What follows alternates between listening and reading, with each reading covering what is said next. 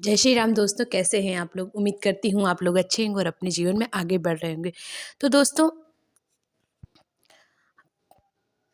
काफ़ी समय बाद मैं आप सबके सामने एक अवसान माता की कथा लेकर आई हूँ। किस तरीके से अवसान माता ने कृपा की और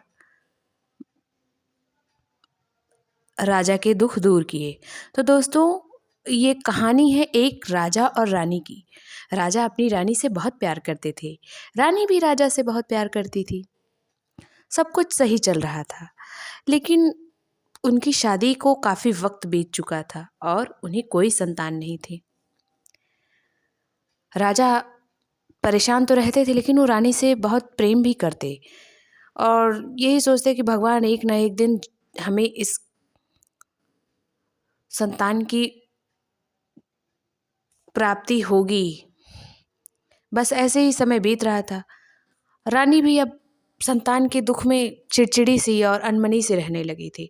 उनका ना खाने में मन लगता, ना किसी चीज़ में मन लगता।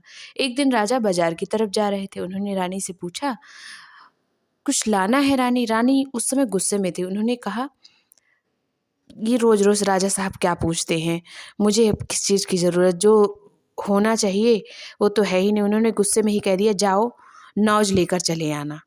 अब राजा साहब सोचे नौज कोई सामान है। रानी ने तो ऐसे ही कह दिया, जैसे हम आम भाषा में कहते हैं कि नौज कर लेना। जैसे आपको पता ही होगा नौज का मतलब, उसका मतलब कुछ नहीं होता, बस हमारी आम बोलचाल की भाषा है। राजा ने सोचा नौज कोई सामान होता होगा। अब वो हर एक दुकान पर जाकर पूछते, भाई नौज दे दो, नौज कुछ हो तो कोई दे देना। सबने कहा नहीं, हमारे पास तो नहीं, हम जानते भी नहीं कि नौज क्या होता है। सबको समझ भी नहीं राजा साहब क्या मांग रहे हैं। ऐसे ही वो कई दुकानों पर गए, उन्हें कोई नहीं मिला। राजा साहब ने कहा, अगर नहीं लेकर गया तो रानी कहेंगे पूछे ही क्यों थे जब लाना नहीं था आपको।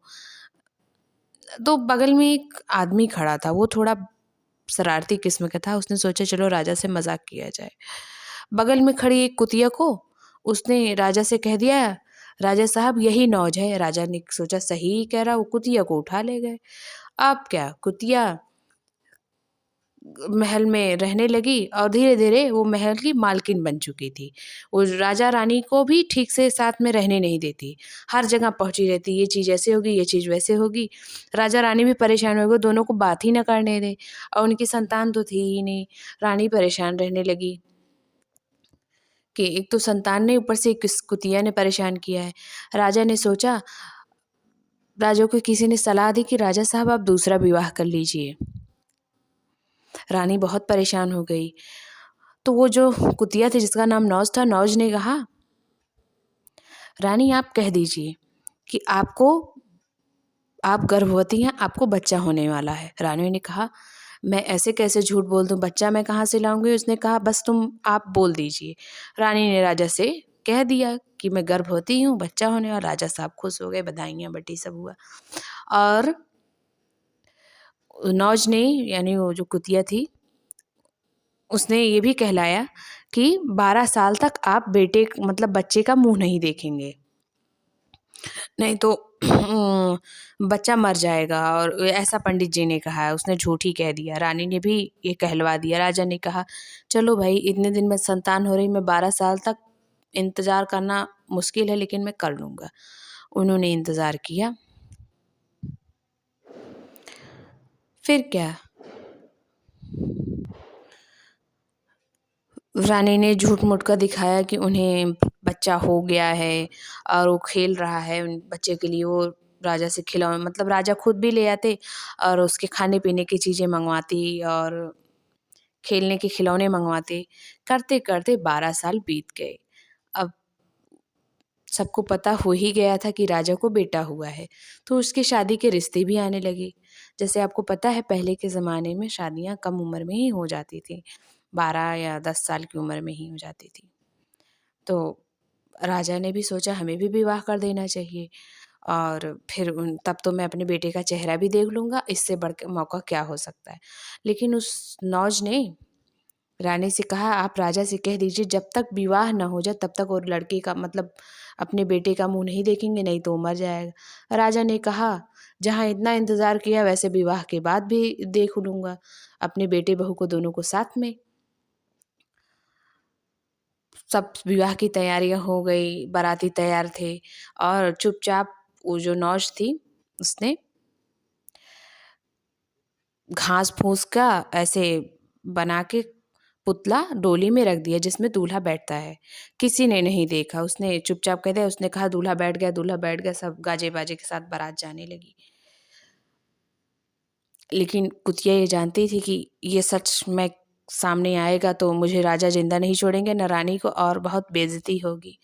तब उसने अवसान माता को मनाया कि माँ अवसान मैया, अब आप ही इज्जत रखिए। फिर रास्ते में शंकर जी और पार्वती जी जा रहे थे, तो पार्वती जी ने कहा लग रहा है बड़ी सुंदर बारात जा रही है। महादेव जी से उन्होंने कहा स्वामी बहुत सुंदर बारात जा रही है, मेरा देखने का बड़ा मन है। महादेव जी ने कहा नहीं, आप नहीं जाइए, जो है जाने दीजिए, किसी की बारात होगी। लेकिन गौरी मतलब पार्वती मैया ने जिद पकड़ ली और वो बारात देखने चली गई। जब उन्होंने डोली में झांका तो वहाँ पे कुतिया, वो जो नौश थी कुतिया बैठी थी और घास फूस दूल्हे की जगह। उसने कहा दूल्हा कहाँ है? अब वो कुतिया चिल्लाने लगी, आपने जो है मेरा दूल्हा चुरा लिया, चुरा लिया, चुरा लिया। उसे तो असल में दूल्हा था ही नहीं, लेकिन उसे बचने का एक मौका चाहिए था और उसके पास भी कोई रास्ता नहीं था। अब तो पार्वती जी को समझ में नहीं आया, भोले बाबा के पास गई। उन्होंने कहा दे प्रभु ये सब क्या है? उसने कहा वो तो जानते ही थे कि कोई दूल्हा नहीं है, घास फूस का पुतला है। फिर क्या, महादेव ने और एक सुंदर सा लड़का बना के अपनी शक्ति के द्वारा किया, वही दूल्हा बना और खूब सुंदर सा दूल्हा भी था। अवसान माता ने भी कृपा की और इस तरीके से उसका विवाह हुआ और वो वापस दुल्हन लेकर आया। रानी डरी थी कि अब तो राजा मुझे छोड़ेंगे नहीं, अब न जाने क्या होगा। वो तो यही थी कि अब मैं मर ही जाऊंगी। और वो कुतिया को भी भला बुरा कर रही थी, मैंने भी इसकी बातों में आके क्या न क्या कर दिया। लेकिन अब यही देख रहे थे कि मैं राजा से माफ़ी मांग के खुद ही अपनी ये महल छोड़ दूंगी। बहुत वो मतलब बहुत परेशान थी जब उन्होंने देखा कि एक दूल्हा बना लड़का आ रहा है और दुल्हन भी। उन्हें समझ में नहीं ये सब क्या हो रहा, और वो नौज जो थी वो भी खूब अपना उछल कूद कर रही थी। फिर उसने उन्होंने नौज को ले जाकर पूछा ये सब क्या, उसने सारी कथा बताई कि कैसे पार्वती जी आई, अवसान माता ने कृपा की। फिर रानी भी बहुत खुश हो गई कि अवसान माता और भोले बाबा गौरी मैया ने इज्जत पार की।